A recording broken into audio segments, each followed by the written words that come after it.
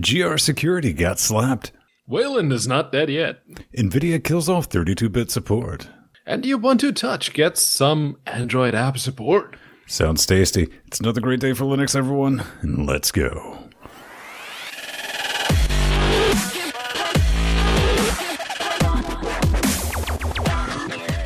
And welcome back to Linux Weekly Daily Wednesdays, where we're going to sit back, relax, and talk about some of the interesting things my cohort in Penguin stuff. That sounds a little worse than maybe I wanted it to. I'm one Pedro Mateus. I'm in Stone. Just a little bit.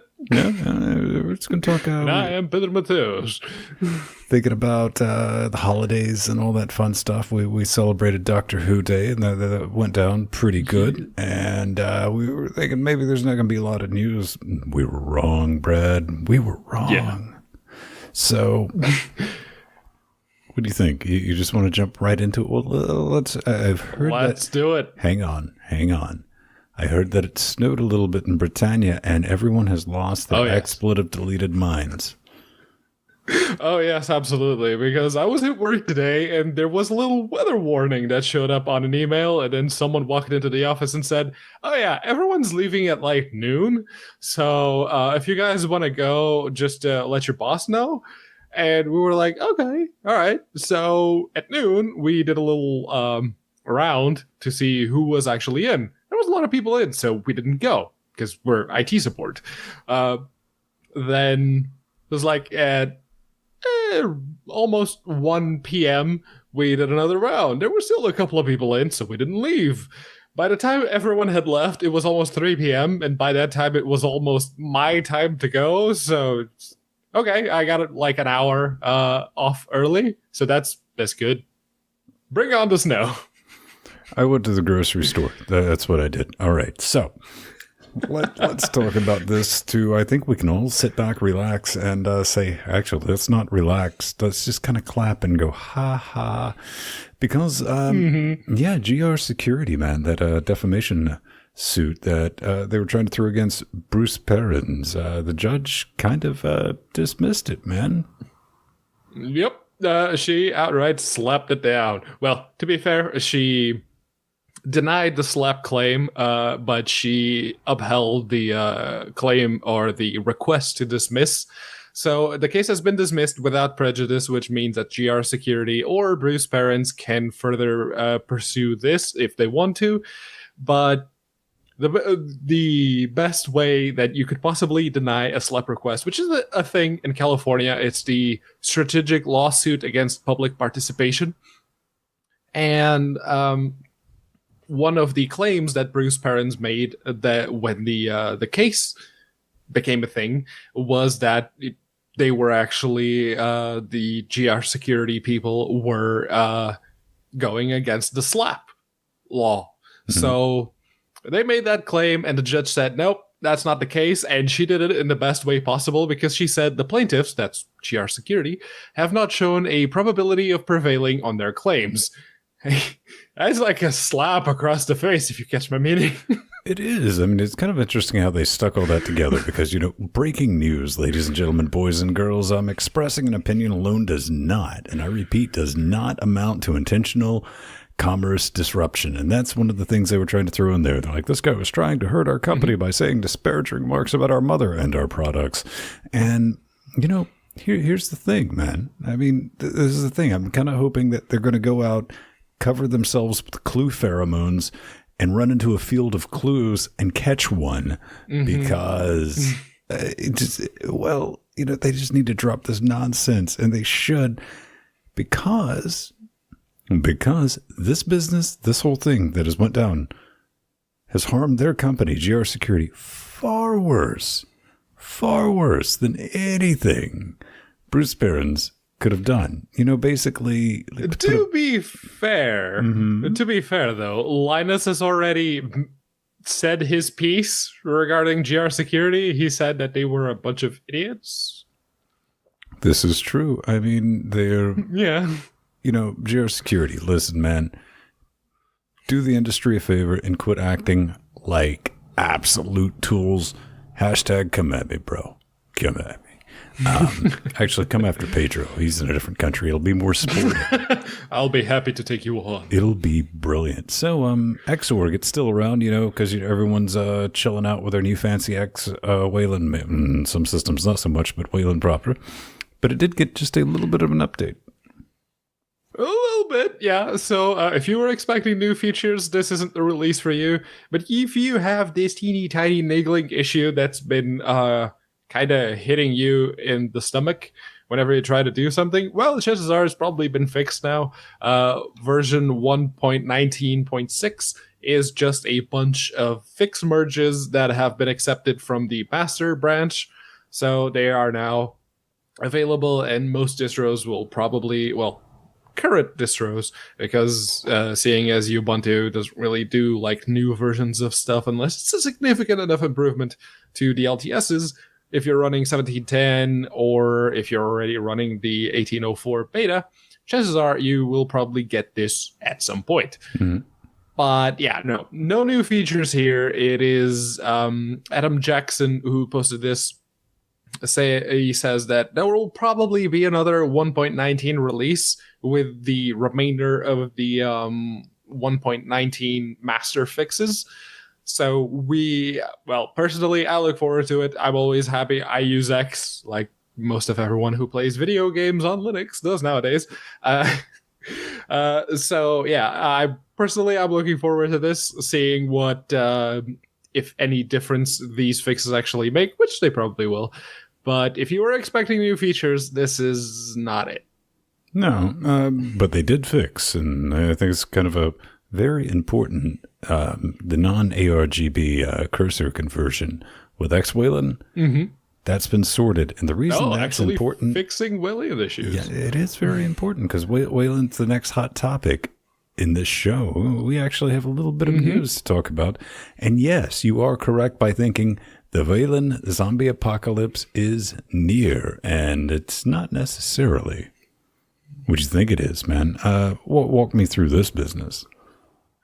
So here's the thing. The way that Wayland does like the window management, let's say a process crashes and it leaves its window in place, and that window would be considered a zombie. So the moment that Wayland detects that window is a zombie, it should kill it. It's a zombie object, it should die. Except it wasn't doing that, because if there was something still sending requests to that particular object, Wayland's going, well, there are still things coming into that object. I can't kill it. Mm-hmm. So there was a bit of a zombie issue there, because that wouldn't go anywhere, and it wouldn't respect any of the delete requests, mostly because Wayland wouldn't send any delete requests to that particular request. So what Derek Foreman here did was, instead of having that one lingering zombie, each process that was still sending the requests for that particular Wayland object would actually create or spawn a generic zombie. And when that delete request came through, all of the generic zombies would be deleted, as expected. But that is not actually a fix, because, okay, so instead of having one zombie... Ooh, I just bumped the microphone arm there. Instead of having the one zombie, you have a ton of them. Every single application or process that was sending a request to that object is now spawning its own zombie process, and that's an issue. So that was the original patch set he sent, was to create those generic zombies. But now he has submitted another one that, instead of creating multiples, it creates just the one generic zombie, which also respects the delete request from Wayland. So, kudos? Oh, yeah, absolutely, man. I mean, we're going to run into stuff like this moving forward. I mean, granted, it is at a glacier pace that we've seen development with Wayland and how it's been moving. But anytime I see a blog post, be it from Samsung employees or not, and they get to use an army of bespoke zombies, that would just make a proper band name. There's really no way around that, and I'm happy to see it. But we're going to continue riding this Wayland train over to screenshots, man. Yes. A new screenshot alternative, man.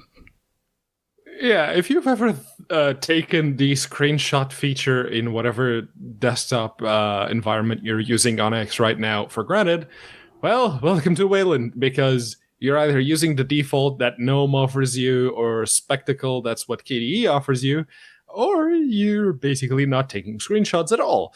And, well, that's not a thing anymore.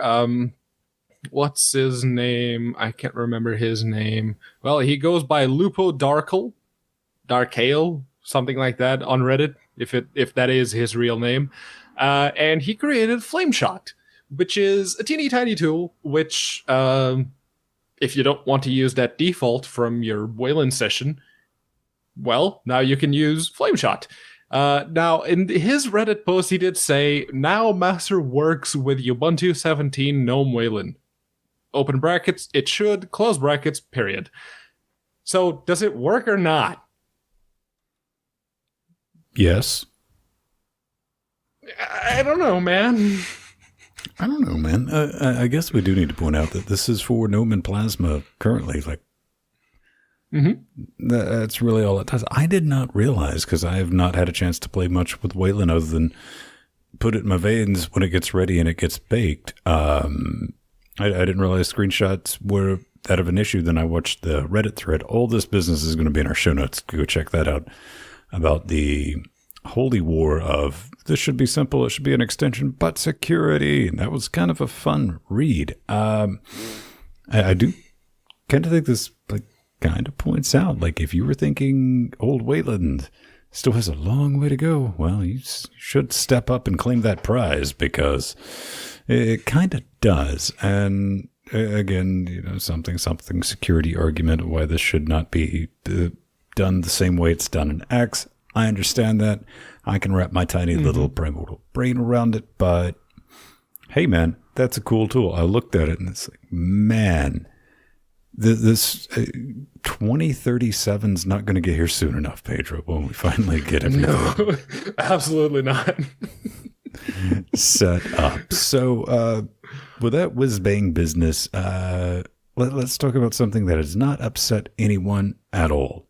No, sir. Not really. Not a single person. So, NVIDIA has basically joined the bandwagon and saying 32-bit is old. Everyone's using a 64-bit operating system, so we're dropping support for the 32-bit drivers. And no one bats an eye, because let's face it, no one's really playing any games nowadays on a 32-bit operating system.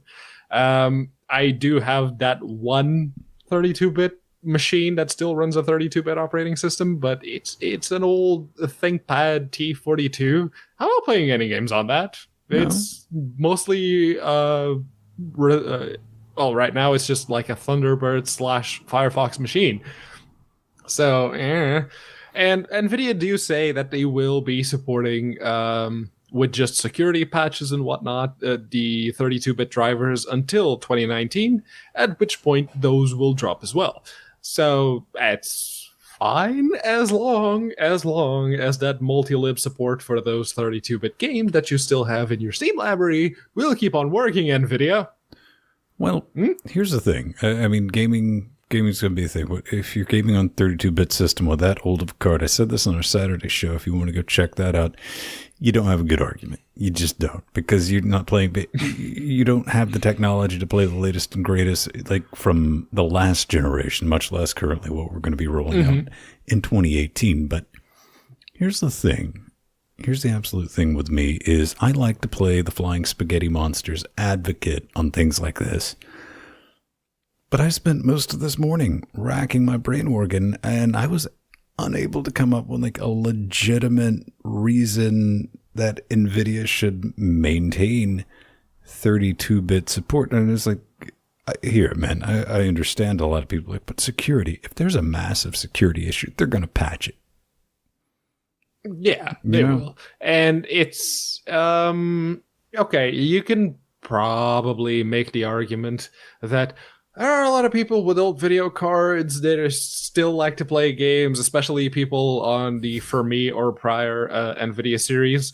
So, yeah, there is an argument to be made there, but at that point, you should be using Nuvo.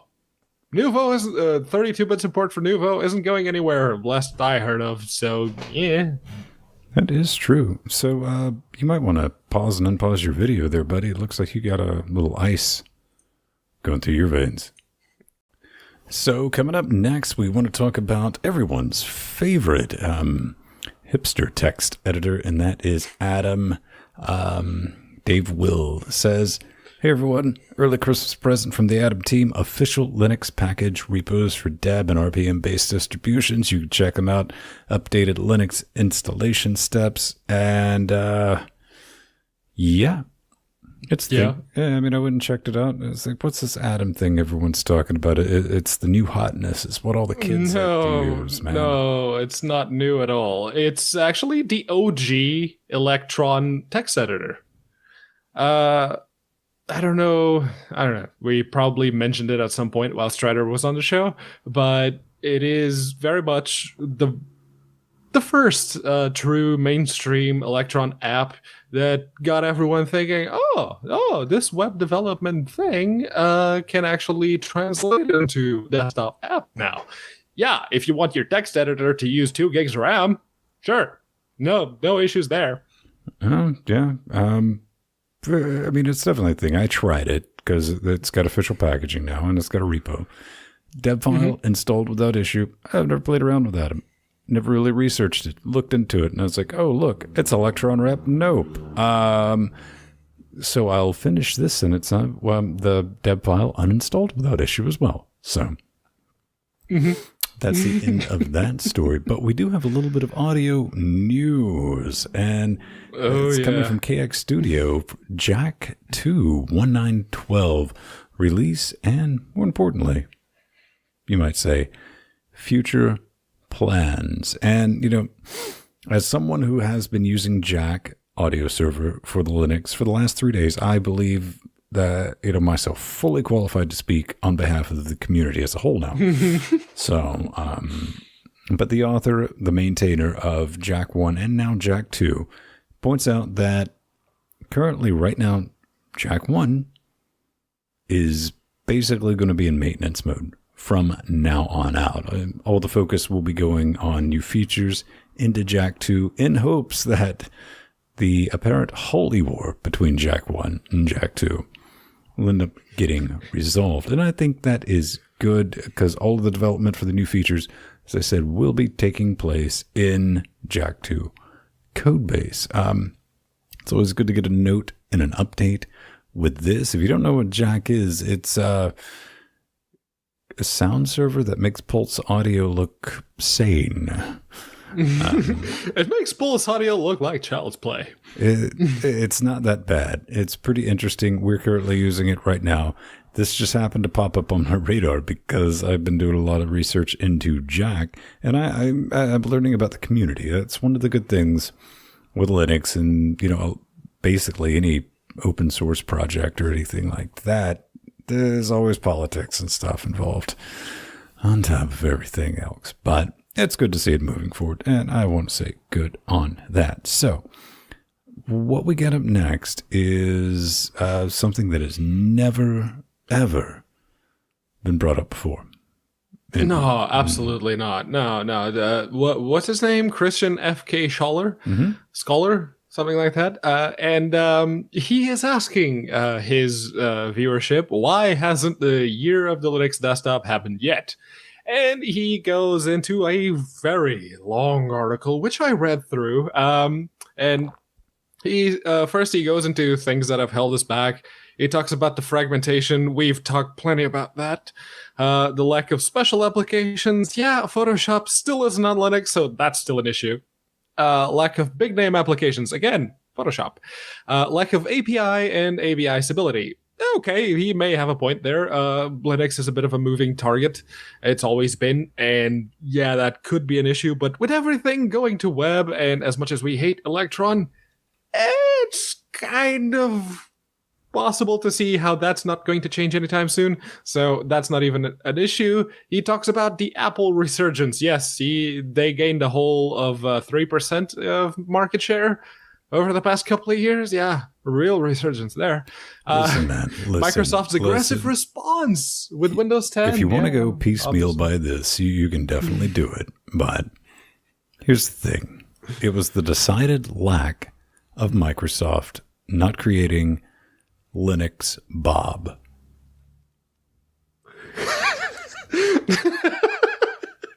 I'm just saying, man.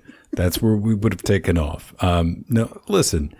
This is a very long, drawn-out article that can be summarized, I believe, with a massive quickness, and he does hint on it in the article. Mm-hmm. The other stuff is just extra YOLO swag and Doritos, because here it is, Brad. I mean, Linux does not ship pre-configured in mass like Windows does. Nope. Boom, right there. That's basically 99% of your problem, because until that changes, there's never going to be a year of the Linux desktop, period. It's just not going to happen. And here's the thing. Though. I mean, you can pretend that there are other factors in play, and I'm being a bit facetious when I say pretend. Yes, other little itsy-bitsy have tiny little itsy-bitsy effects. But for the most part, you'd be wrong. It's one thing we like to joke about on the Saturdays show is when we're talking to developers and they say, well, I don't have a Linux box. Yes, you do. Because you don't have to go down to the Linux store and buy the Linux computer with your Linux whatever. And they're terribly expensive. Have you been to the Linux store? Mm-hmm. You just install Linux. That's a massive hurdle for adoption of anything. It doesn't matter if Linux made gravy, it would still be a massive hurdle. Yeah, someone would find an issue to complain about that. But this always brings me back to that whole trite video that you've probably seen. And if you haven't, you're not missing much, about that girl who bought a computer from HP or Dell or whatever. And it came with Ubuntu and she couldn't use her Windows applications. And as much as I know that that's a load of horse crap, I know, we all know, but the fact of the matter is there are a lot of stupid people out there buying computers. They go down to the store and they buy a new computer and they don't know what this Linux thing is, and they see a slightly cheaper price tag or the exact same price tag, but the little display screen looks nicer. So they buy that one instead, and then they can't run their things. That is still going to be a bit of an issue, and that is still going to fuel that bit of a Linux stigma that still very much exists to this day, even if Microsoft isn't actively campaigning against Linux nowadays. And it's also very difficult to please two masters, and I've seen things like 2 weeks ago, I was trying to build what you would call XFCE 4.13 dot whatever it was that particular minute from the repo. And I nerfed it to such a point it wasn't launching. So I knew what I was walking into, though. So I knew I would get to this point, and I had to log into Gnome 3. It's like PTSD or something. That made me so angry trying to navigate that attempt at UX. But some people are like, but look, it's useful and it does weird, bizarre things that you didn't ask it to do, and it's trying to be helpful. Hi, Strider. And it genuinely, I'm not kidding, I'm very difficult to make genuinely angry. It made me genuinely angry.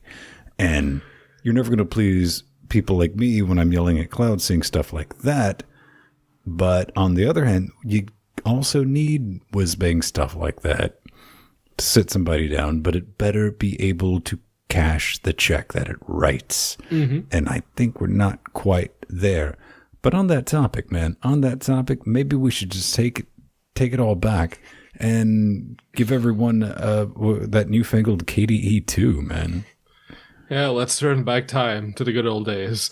It's KDE Libs 2. It's ready for base consumption. And this comes from Hélio Castro. If he's not Portuguese, he's Brazilian, one of those.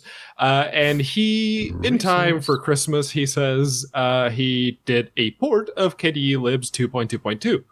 And yeah, if you think that the Trinity project bringing you KDE 3 is a little too up to date, well, here you go. You can run KDE 2 on your box right now. Most of everything works out of the box.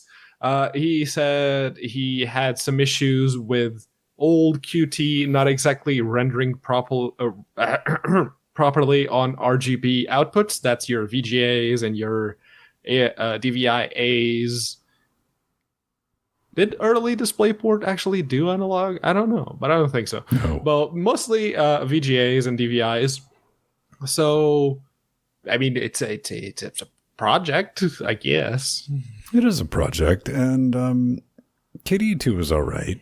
It was 1X series of KDE, KDE 2. KDE 3, admittedly, is where it really earned its reputation as cluttered. With a K. You spelled it with a K. Yes. That was the joke on Slashdot of the day, with your onion on your belt. Clutter. Mm-hmm. And KDE 4 just shot itself in the foot and basically killed off the project. I'm exaggerating only a little bit. Just a bit. Yeah. This is, I like retro stuff like, will I ever install? Oh, all the hells no. But I like stuff like this. I like seeing when somebody's like, let's just make this. Why? Reasons, man. And I'm all for reasons. Gotta love it. Gotta love it. He actually does give us a reason. He said that he wanted to get some practice on, working on a project this big, like an entire desktop environment. Mm-hmm. And, well, this was good practice. It's practice, all right. It's KDE 2. Well, long as the lock screen has like a can of PBR and a fixie, it'll be some good stuff. So, we've talked about this next story just a little bit because it was been kind of teased, but apparently some things are going on, and lo and behold, that underpowered Ubuntu phone might become useful? Question mark. Yeah, big question mark on that one, because this comes from UBports, the people who basically took on Ubuntu Touch and Mir and Unity after Canonical said, yeah, no, we tried this, didn't work, we're out. So, they say that the Android apps will now run on Ubuntu Touch with the help of Nbox. And we have actually talked about Nbox a while back, but the main issue with Nbox still stands, which is the Play Store is not installed by default. Google would never allow that, and, well, there really isn't an easy way to install it. And even if there was, Google would probably go, no, we don't support that, so we're just going to nuke any ability for you to install. I'm going to argue at that point with you, because Google's pretty chill and has been pretty chill with CyanogenMod, now Lineage OS. They don't care about Fire OS, because you know what? Google's in the business of being on your devices to get that data. That's what they care about. They don't care about, you're violating some terms of service. Counter argument to yours, though, is that Cyanogen and everything else is usually based on the AOSP, the Android Open Source Project. Mm-hmm. And those are Android builds. They're technically Android ROMs. This is not. This is just Ubuntu. It's Ubuntu built for phones, for your touch devices, what have you. So chances are you probably would frown on it what do you if think it wasn't active. It's a new type of data for them to collect. True, yes. Now, currently, though, you can run, according to the article, you can run like F-Droid and all the other third-party stores. Mm-hmm. But let's face it, the Play Store is where the mate of Android is. And if Google is truly okay with this, hey, just give these people your quote-unquote blessing and just let them have the Play Store. The Play Store pre-installed. That you're not going to see them giving any blessings because they don't want to imply that they support it in any way. Therefore, don't ask us for help. Yeah. So, but we're on the phones, so let's continue our little mobile trip and. Well, try again. This is like Rory Williams, the man who dies and dies. Pedro, do I need to explain to the lovely people why these projects will never work again? Do I need to do that? Because I don't think I need to do that. Might as well. Okay, it's real simple. We were just talking about the Play Store. Until I can get YouTube, a web browser, Spotify, Twitter, Instagram, unless I can do that out of the box experience. I hate to say this, doesn't matter how secure your phone is. It doesn't matter how open your phone is. Nope, none of that matters to the average consumer. I hate to break it. It matters to us. Yes, 100%. We like stuff like this. Unfortunately, also, Google probably going to get on your ass about that logo of yours. Oh, yeah. Unfortunately, this is not a mass market device. Now, currently, what are we talking about? ELO, mobile OS and web services in the pub. They're going to do their own cloud thing. That's cool. I respect that. They currently have 33,000 wet, stinky caches pledged of their $29,000 goal. Now, I'm going to tap the brakes. These guys are cool, completely open source. They got a reasonable business plan. They're going to need a lot of cash to pull this off, unless they're looking for somebody to come and finance that, maybe on the back end. But yeah, I agree with you with the logo. I like seeing stuff like this, but it's just not going to happen. The markets, if Canonical, the juggernaut that Canonical is, you can hate Canonical all you want in the privacy of your own home. They're the 500-pound gorilla. I mean, yeah. When it comes to people actually knowing, it's like, what about Red Hat Enterprise? Talking about consumer Linux, they couldn't pull that off. They're like, all right, no, they're going to tap out. This completely neat. Absolutely love it. They got their goal, but this duplication. Yeah, and okay, maybe they're going for like the cyanogen thing, where they're just trying to be an alternative ROM. That's what their little Kickstarter here seems to imply. Well, if you keep rolling up into the rewards, you can see that they're planning on releasing hardware. That's like bad idea, Brad. Yeah, no, that, see, 22,000 pounds over here? That's not enough. No. Really not. It won't. Let's take a look at, see what cyanogen, in just massively larger than any other ROM at the time, they tried to have a go with becoming a business and... cyanogen who? What? Yeah, no, it's called Lineage OS now. So, I wish you a lot, the absolute best of luck, but this will not succeed. I hate saying that, but I also hate seeing talented people put effort, energy, and money into something that we're not there yet. Maybe we'll be able to look back and say, well, this was a good stepping stone like the Ubuntu phone was. Got to look for the positive stuff. So before we get out of here, something I kind of ran across, a little feel-good story after that, called Auto Like My Girlfriend's Insta Pics, man. Bot to automatically like your friend's Instagram post and notify you on Slack. This is a fantastic idea to let your loved ones know that you care about the pointless things that they're going to share on social media. That is, until you get caught. And you're going to get caught at some point, eventually. Yeah. Down the road, it's going to happen. But until that day happens, enjoy the bliss of making them think that, you're paying attention to that piece of cake that they spent $17 on for lunch. And no, see, they're going to catch you the moment you enable this, because up until now, you never liked a damn thing of what they posted on Instagram, and all of a sudden you're liking everything. No, you're gonna get caught right then and there. See, you're supposed to like a couple of things every now and then. See, my suggestion was don't cut this thing on 11. Dial it back a little bit. Completely. Like once every other post or something like that. Yeah. I mean, auto carrying. You got it right, Shrugs. I mean, you got to delegate the task. Okay, Google, care. Kind of glad my family isn't on Google Plus. Just saying. This is true. This is very. Hey, if you do care about the show, maybe consider supporting this Nightmare Fuel, this little bit of a train wreck, our motley crew, our one-ring circus, because 3 is just too fancy for us. And you can do that by heading over to linuxgamecast.com. support button. We got a bunch of Amazon affiliate links for a bunch of different countries, and we want to thank every single one of you who have been clicking through those. All you have to do, click on and boom, buy what you're going to buy anyway. We get a little cut of that.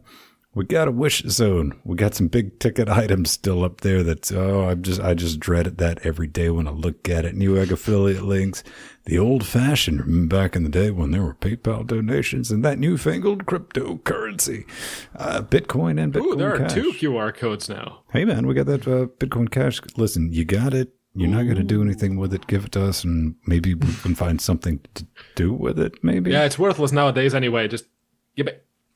Just going but Pedro, we want to thank our beautiful party patrons who are actually this show. If you're listening to this show, like this patron thing, what is it? This patron thing makes this show possible. This show was a patron goal. Was a Patreon goal. Yeah. So. And Corey K is a new chairling. He gave us some wet stinkies, so he now gets to be on the Discords or wherever else he would like to, because basically he's supporting the show. So if he says, y'all are a bunch of... can't really say that word right now. I was about to say, you just walked yourself into a corner, didn't you? Yeah.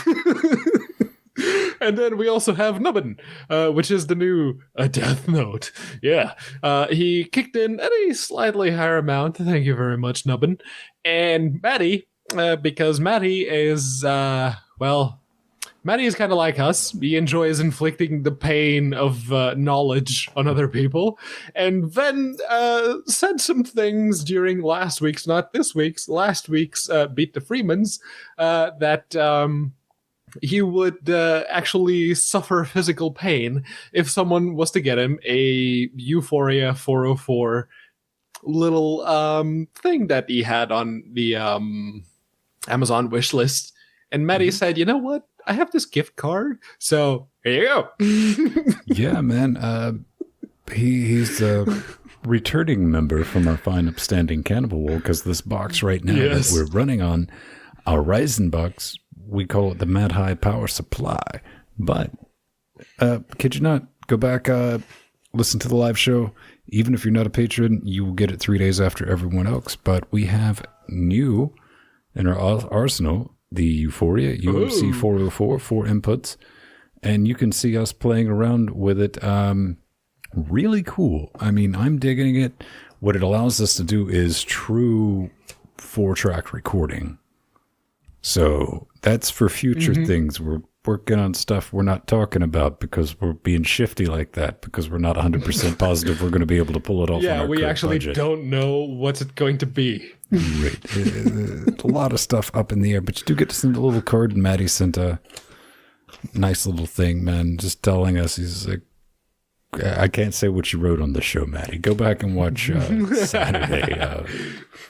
But another little thing that showed up was an iRing for another device that's going to go in the audio chain from Jay, who does write. Big fan of the podcast. Thank you, sir. Or ma'am. Figured I could at least grab you this thing. Hope you guys are doing well. Happy whatever holiday this shows up. Doctor Who Day, clearly. Yeah, Doctor Who Day, most definitely. Thank you very much, Jay. As I explained to Matt Hartley said, man, I want to come over there to get a MTV cribs of this complex, nasty setup. I was like, it's complex and nasty because this is what happens when an audio guy is told by the audience, go build a studio. And he turns around, he says, hey, what's my budget? And they say $2 and a taco. That's it. So thanks everyone for making this happen. We got some stuff coming up for the new year that we do believe you're going to enjoy. So that's enough shelling. Oh, if you could share the show, that'd be awesome too. We're horrible at self-promotion, but I'm pretty sure if you watch more than one show, you figured that out already. Because it's time for Slice of Pie 3.14, baby. Oh yeah, 3, 14, 15, however it goes, I forget. Well, it is a fast pie this week because we only have the one story, but someone was actually insane enough to code what is basically the equivalent of a 3D printer firmware in Python to push 100 millimeters per second of filament through your 3D printer, using the Raspberry Pi as the brains. Yeah, that's 10 centimeters per second of filament with minimal. Minimal? How do they call it? Minimal. Yes, minimal. Dang it. How do they call it? They had an interesting word that I wanted to say. Oozing. That's the one. So you know that if you push the filament a little too fast on your 3D printer, it's not going to cool off in time, and it's going to ooze a little bit. It's going to have a little bit of a drip down the side. You really don't want that if you're 3D printing. And, well, they figured that out. They actually figured it out using the Raspberry Pi as a brain. Because most printers, as they say, they use, like, an Arduino, and it's an 8-bit machine. It's got a lot of IOPS. It can do a lot of things at the same time, but a Raspberry Pi is a 32-bit machine. That's even more. So, yeah, they actually did succeed at making a faster 3D printer. Kudos. This just looks like more stuff to go wrong, but faster. Yeah. That's pretty cool. I like, man, The only downside, anytime, because I have the original MakerBot, which is probably something of a collector's item. Yeah, from way back, that thing prints at the speed of smell. I mean, if you want it's incredibly low resolution compared to what's out there today, and it's really not terribly useful. I probably need to donate it, but I don't know of a makerspace locally where anybody would even, they're like, ew, it's too old. It just reminds me, I got to stay away from 3D printing. I got enough in my life. And that is something I look at and go, oh, that's a rabbit hole to stay away from. That is a really cool project. And that's always fun to see these solutions that roll out to it. But hey, maybe you have a project or a solution that you want to tell us about so we can talk back to you. How could they do that nonsense? Well, you can do it very easily. If you go to thisgamecast.com and you hit the little button that says contact, you'll get a little form. Make sure to pick LWDW from the little drop-downy thing. Then you just follow the instructions. They're easy enough. There's a little caption on the end just to, keep you on your toes. That's it. That's all we ask for. If you do that, chances are we will talk about your feedback, pointing out inaccuracies, what we said during the show. Hell, if you're one of our Patreons, we will even gladly plug your thing right here, right now. Not a promise, just saying. You can also probably leave us a comment on YouTube or Facebook, Twitter, Google+, what have you. But this is the best way that you can get in touch with us. Indeed to do so. Last week, we learned that our business connection from Charter went from 80 down to 124 down. And it was still half a megabit up. Because, blink me, that's why. It turns out, Chinthor writes in and he's like, yo, man, he's going to talk about those Charter speeds. It's like, hey, switching my internet, Pseudonym. Okay, do you want to read it? Do you want to read it, Mr. Pseudopants? Okay, no, I'll be quiet. Pseudo, be quiet. So, have you looked into switching to business class? Yes, we have, and it's FU pricing. Thanks, Charter. Last time they updated my documents, it looks like Athens has 107, which we kind of do. 207, 307 is really, the 7's the over-provisioning. Upload's going to be 10, da-da-da-da-da. By all means, keep commenting on your service. It's basically, yeah. Oh, and call in. He wants us to call in so he could maybe get him on tech support. He currently works for Charter doing that. We've had a couple of back and forths conversations. Basically, we want more upload speed, and no matter how much money we try to rein on Charter, because the only competition is Uverse, which, again, right down the road, gigabit Uverse. But I don't know when they're going to get it out here, hopefully before I die. And Charter's got 4-channel bonded upstreams on all the devices, at least in my neighborhood. And so we're just going to wait, because that's like a big component for us to be able to do more, because everything that we're doing with 7 megabits up. So, yeah. we hope that gets changed. Pedro, you reviewed a laptop and somebody was just a little bit cranky about it. Admittedly, that was the one laptop review that I did not like the laptop whatsoever. And Guy L wrote us a comment on that video and said, "Thanks," with an X, for testing it for us, but I have some reservations about your comments that the backlight keyboard is a problem at night is a very minor annoyance. Ouch. Also, your theme is Linux gaming, but truly for the price, you have a top-notch components that of a Mac, actually. The Kratos computer you are talking about, now I'm talking about the Slimbook, and Flash as the best is not really available in North America. Ow. Also, Windows is not installed, thus you do not pay for it. Finally, you can choose between a variety of keyboards, including a North American one. Many people are computer illiterate, so having Linux installed and ready to go is a big plus. Yes, I will agree with you there. We already talked about that. Also, I didn't know why you talk about the price in British pounds. You speak with an American accent. Why bother with England? Well, crikey, Egyptian or saying governor. It's not a knife. This is a knife. Exactly. Oh, man. Crocodile Dundee. Man, I'm glad they got over the whole Hitler thing, man. Good on them. So, okay, I don't even know where to start with this. Okay. Let's go. I mean, let's start from the beginning. I didn't comment about the keyboard backlighting. I commented on the fact that the Slimbook specifically had enough light bleed coming from the screen, not the keyboard, to light up my fingernails while I was typing in the dark. Mm-hmm. That was bad. Then that's not a minor annoyance. That's noticeable. Our theme is Linux gaming. Yes, it is Linux Gamecast.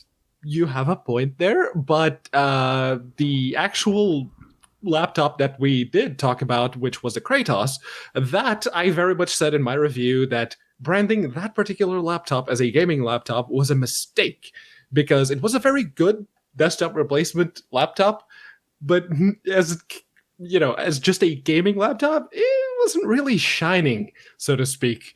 And you say,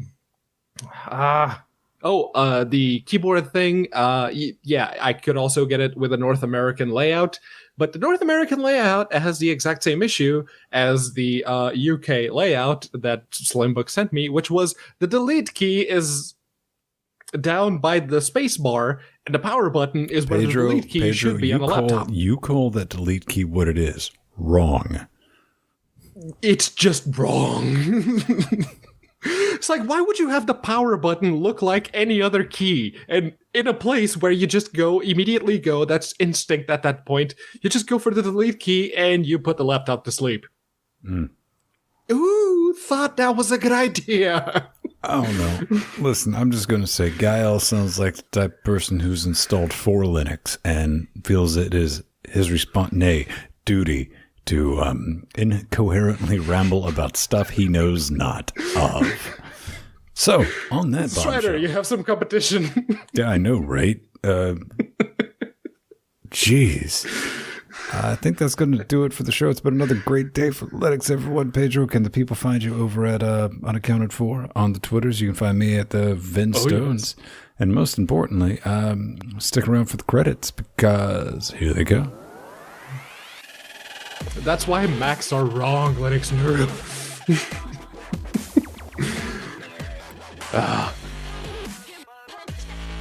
And Shatreal Dynamic, all you lot watching us live right now, you're insane, and thank you to you and the producers and the executive producers and all y'all's Patreons who keep making this show and all the streams what we do possible. You're awesome. It's a thing. It's a glorious thing. All those magnificent, majestic patrons. They're all sexy, every single one of them. 98 episodes!